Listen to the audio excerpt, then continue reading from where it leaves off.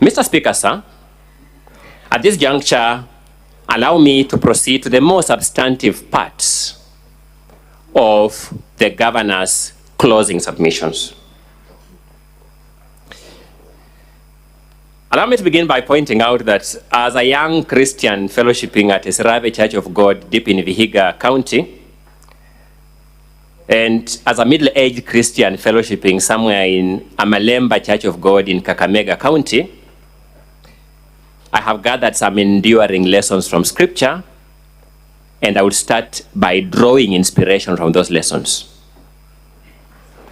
The wise man who authored the book of Proverbs, at chapter 18, verse 17, guides us as follows when we are confronted with matters such as this. In a lawsuit, the first to speak seems right until someone comes forward to cross-examine him. That ecclesiastical wisdom has found pragmatic rendition in these proceedings, as I will demonstrate shortly.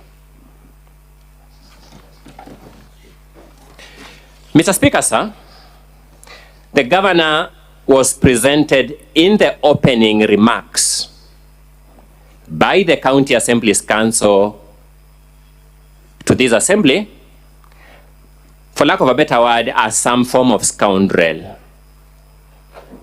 Fortunately, in this august house, both parties have had an opportunity to present documentary and electronic evidence. Mr. Speaker, sir, distinguished senators, when the history of this attempted impeachment of the governor of Meru County, Her Excellency Honorable Kawira Mwangaza, shall be authored, one word will be repeated in that historical text. That word is a Meru word, kibiri. I'm told, in its innocence, it is a stick that is used to stir porridge. Sadly, in that historical text that I've alluded to, that word will have no aura of innocence. I beg to pose the following questions to the hearts, the minds, and the conscience of these distinguished senators. Are we, in making a decision this evening, going to dignify the Kibiri movement that we have seen today by impeaching this governor? Are we, honorable distinguished senators, going to dignify the acts of Honorable Mpuru Waburi that you had occasion to watch today live by impeaching this governor? Honorable senators, are we today going to dignify the act of the honorable member for Buri constituency that we have seen today supporting the other acts of Mpuri Aburi that you had observed by impeaching this governor? Are we going to dignify the acts of the deputy governor for Meru County openly and in the company of the young people of this country that we ought to give proper moral guidance, calling a governor a prostitute? Are we going to dignify that person by impeaching this governor?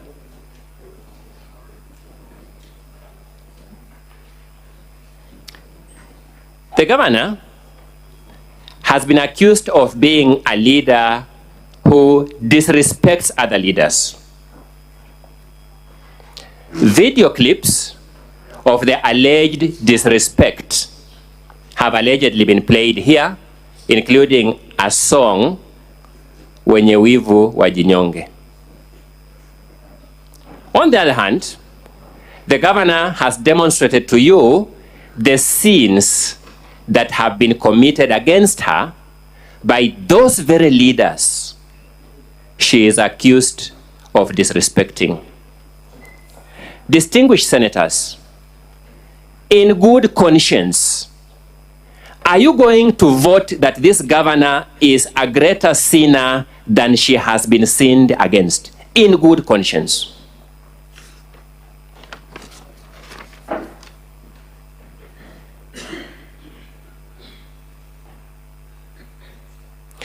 How many of us can reconcile our conscience, distinguished senators, with the fact that it is the men you saw today uttering the words you saw them utter and projecting the actions that you saw them project as against the governor that have actually come to this house to complain against that governor? I've heard of the claim of pots calling kettle black. I never knew in my living history I would come across a pragmatic rendition of what that means. Today was my answer. I invite you to have that reflection, distinguished senators. I have asked myself, I invite these distinguished senators to ask themselves, Mr. Speaker, sir, where did these leaders get the moral high ground to invite this house in view of the sins that they have committed against the governor to find that the governor has sinned against them? Distinguished senators,